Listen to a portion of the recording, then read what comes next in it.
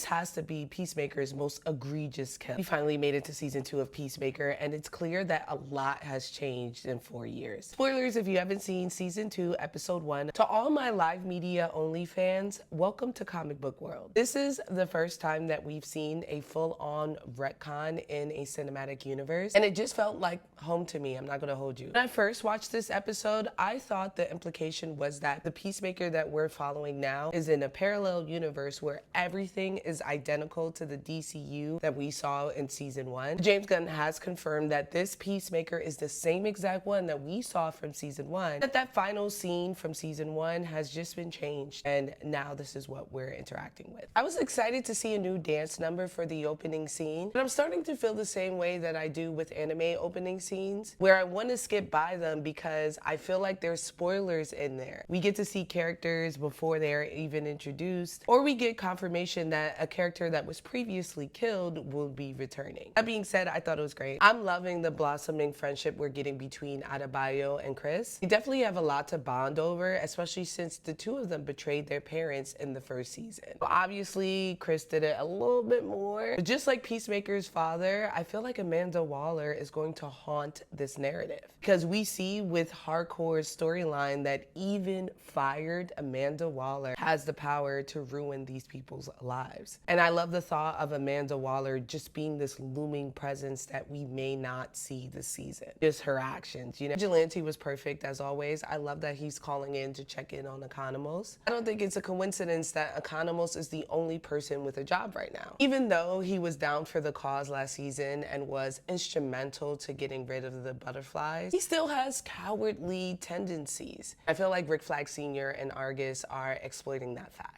I don't know how I feel about the setup of Rick Flag Sr. becoming the antagonist. It makes sense, of course, they killed his son, and I'm not quite sure if I'm going to root for him or not. Something about his anger seems misguided. I know that Peacemaker was the one to kill his son, but after the events of Creature Commandos and him seeing exactly how Amanda Waller moves, why wouldn't that anger be placed on her instead of Peacemaker? He's clearly a pawn in this entire situation. How does one go about organizing an orgy of that scale? I don't know why, but that was just a burning question I had at the end of the episode. Finally, we have to discuss the repercussions of him murdering his doppelganger. Peacemaker's already grieving. What does it mean to kill yourself? And if he decides to go and take over his old life, is that ethical? Because it's clear that he was replacing a hero, and he lived up to that standard. Either way, we're in for a huge ride, and I cannot wait for more this season. 4 out of 5 Frankie Flames for this first episode.